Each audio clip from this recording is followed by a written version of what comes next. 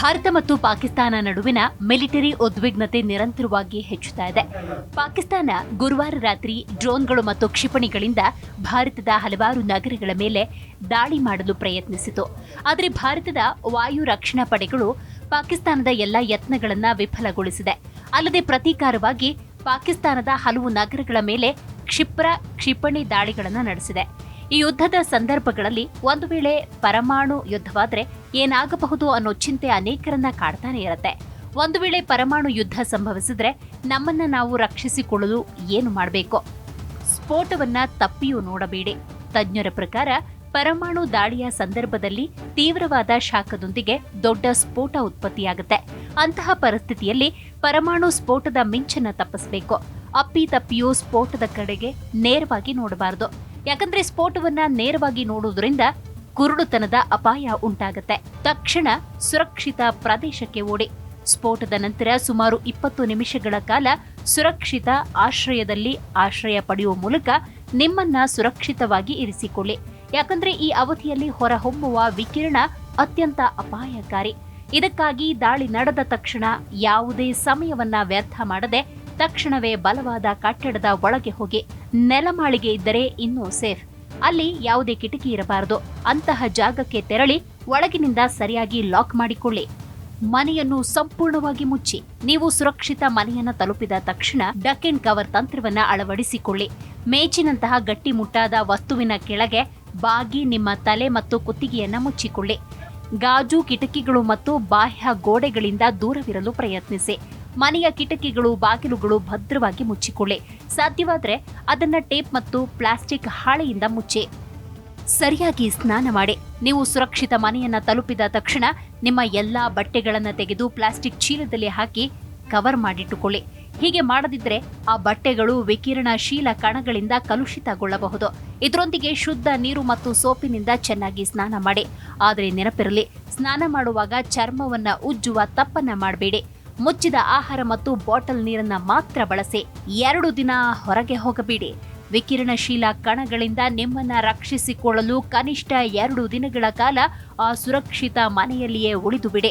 ಇದರೊಂದಿಗೆ radio, TV ಅಥವಾ internet ಮೂಲಕ ಸರ್ಕಾರದ ಸೂಚನೆಗಳನ್ನು ಅನುಸರಿಸಿ. ಸರ್ಕಾರಿ ಅಧಿಕಾರಿಗಳಿಂದ ಸುರಕ್ಷಿತ ಸ್ಥಳಾಂತರಿಸುವಿಕೆಯ ಆದೇಶ ಬರುವವರೆಗೆ ಅದೇ ಜಾಗದಲ್ಲಿರಿ. ದಾಳಿ ವೇಳೆ ಎಲ್ಲಿ ಕೂರಬೇಕು ಅನ್ನೋದನ್ನ ಮೊದಲೇ ನಿರ್ಧರಿಸಿಕೊಳ್ಳಿ. ಯುದ್ಧದ ಸಂದರ್ಭದಲ್ಲಿಯೇ ಮುಂಚಿತವಾಗಿ ಸುರಕ್ಷಿತ ಮನೆಯನ್ನ ಹುಡುಕಿ. ಎಮರ್ಜೆನ್ಸಿ ಕಿಟ್ ಕೂಡ ರೆಡಿ ಮಾಡಿಟ್ಟುಕೊಳ್ಳಿ. ಈ ಕಿಟ್ನಲ್ಲಿ ಔಷಧಿಗಳು, ಬಾಟಲ್ ನೀರು, ಟಾರ್ಚ್, ಬ್ಯಾಟರಿಗಳು, radio, mask, first aid kit ಮತ್ತು ಹಾಳಾಗದ ಆಹಾರ ಪದಾರ್ಥಗಳನ್ನು ಇಟ್ಟಿರಿ. ಪರಮಾಣು ದಾಳಿಯ ಸಂದರ್ಭದಲ್ಲಿ ಈ ಕಿಟ್ ನಿಮ್ಮ ಜೀವವನ್ನ ಉಳಿಸುವಲ್ಲಿ ಮಹತ್ವದ ಪಾತ್ರ ವಹಿಸುತ್ತೆ. ಭಾರತ ಮತ್ತು ಪಾಕಿಸ್ತಾನಗಳೆರಡೂ ತಮ್ಮ ಬತ್ತಳಿಕೆಗಳಲ್ಲಿ ಸಾಕಷ್ಟು ಪರಮಾಣು ಶಸ್ತ್ರಾಸ್ತ್ರಗಳನ್ನು ಹೊಂದಿದೆ. 2025ರ ಮಾರ್ಚ್ ತಿಂಗಳ ಫೆಡರೇಷನ್ ಆಫ್ ಅಮೆರಿಕನ್ ಸೈಂಟಿಸ್ಟ್ ವರದಿ ಭಾರತದ ಬಳಿ ಅಂದಾಜು 180 ಅಣ್ವಸ್ತ್ರ ಸಿಡಿ ತಲೆಗಳಿದ್ರೆ ಪಾಕಿಸ್ತಾನದ ಬಳಿ ಅಂದಾಜು 170 ಅಣ್ವಸ್ತ್ರ ಸಿಡಿ ತಲೆಗಳಿವೆ. ಇದು Stockholm international piece research institute ನೀಡಿರುವ 2024ರ ವರದಿಯ ಬಳಿಕ ನಡೆದಿರುವ ಬದಲಾವಣೆಗಳಿಗೆ ಸಾಕ್ಷಿ.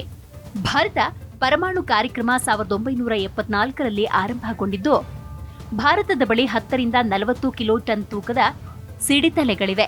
ಕೆಲವು ಅಂದಾಜಿನ ಪ್ರಕಾರ ಭಾರತದ ಬಳಿ 200 ಕಿಲೋಟನ್ ತನಕದ ಸಿಡಿತಲೆಗಳಿವೆ.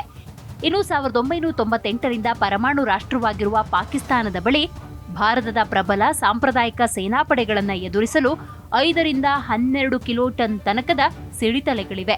ಉಭಯ ದೇಶಗಳು ತಮ್ಮ ಪರಮಾಣು ಶಸ್ತ್ರಾಸ್ತ್ರಗಳ ಸಾಮರ್ಥ್ಯವನ್ನ ವೃದ್ಧಿಸಿಕೊಳ್ತಾ ಇದ್ದು, 2023ರಲ್ಲಿ ಭಾರತ ತನ್ನ ಪರಮಾಣು ಕಾರ್ಯಕ್ರಮಗಳಿಗೆ $2.7 ಬಿಲಿಯನ್ ವೆಚ್ಚ ಮಾಡಿದ್ರೆ ಪಾಕಿಸ್ತಾನ $1 ಬಿಲಿಯನ್ ವಿನಿಯೋಗಿಸಿತ್ತು ಎಂದು ವರದಿಯಾಗಿದೆ. ಇನ್ನು ಪರಮಾಣು ಸ್ಫೋಟದ ನಂತರ ಪ್ರಾಕೃತಿಕವಾಗಿ ಯಾವ ರೀತಿಯ ಬದಲಾವಣೆಗಳಾಗ್ತವೆ ಅಂತ ನೋಡ್ತಾ ಹೋಗೋದಾದ್ರೆ, ಪರಮಾಣು ದಾಳಿಯ ನಂತರ ಪರಿಣಾಮಗಳು ಕೂಡ ಅಷ್ಟೇ ಭೀಕರವಾಗಿರುತ್ತೆ.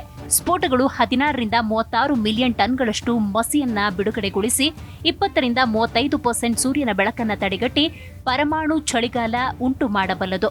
ಭೂಮಿಯ ತಾಪಮಾನ 3.6ರಿಂದ 9 ಡಿಗ್ರಿ ಫ್ಯಾರನ್ಹೀಟ್ 2ರಿಂದ 5 ಡಿಗ್ರಿ ಸೆಲ್ಸಿಯಸ್ ಕಡಿಮೆಯಾಗಿ ಮಳೆಯ ಪ್ರಮಾಣ 15ರಿಂದ 30% ಕಡಿಮೆಯಾಗಬಹುದು.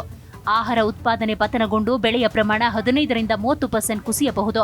ಅದರೊಡನೆ ಸಮುದ್ರ ಉತ್ಪನ್ನಗಳು 5ರಿಂದ 15% ಕಡಿಮೆಯಾಗಬಹುದು. ಇದರ ಪರಿಣಾಮವಾಗಿ ದಕ್ಷಿಣ ಏಷ್ಯಾ ಮಾತ್ರವಲ್ಲದೆ ದೂರದ ದೇಶಗಳ ಕೋಟ್ಯಾಂತರ ಜನರು ಹಸಿವಿನಿಂದ ನರಳುವಂತಾಗುತ್ತೆ. ವಿಕಿರಣಗಳ ಪರಿಣಾಮವಾಗಿ ಗಾಳಿ, ನೀರು ಮತ್ತು ಮಣ್ಣು ವಿಷಯುಕ್ತವಾಗಿ ಕ್ಯಾನ್ಸರ್ನಂತಹ ಕಾಯಿಲೆಗಳು, ಹಲವಾರು ತಲೆಮಾರುಗಳ ತನಕ ಹುಟ್ಟುವ ಮಕ್ಕಳಲ್ಲಿ ಅಂಗವೈಕಲ್ಯ, ಆನುವಂಶಿಕ ರೂಪಾಂತರಗಳು ಕಾಣಿಸಿಕೊಳ್ಳಬಲ್ಲದು. ದಕ್ಷಿಣ ಪೆಸಿಫಿಕ್ ಭಾಗಗಳು ವಾಸಿಸಲು ಅಸಾಧ್ಯವಾಗಿ ವಾತಾವರಣದ ಹೊಗೆಯ ಕಾರಣದಿಂದ ಆ ಪ್ರದೇಶಗಳು ಸುಧಾರಿಸಲು 1 ದಶಕಕ್ಕೂ ಹೆಚ್ಚು ಕಾಲ ಬೇಕಾದಿತ್ತು. ಆರಂಭಿಕ ಸ್ಫೋಟದಲ್ಲಿ ಬದುಕುಳಿದವರು ವಿಕಿರಣದ ಕಾರಣದಿಂದ ನಿಧನವಾದ ಯಮಯಾತನ ಸಾವು ಅನುಭವಿಸುವಂತಾದೀತು.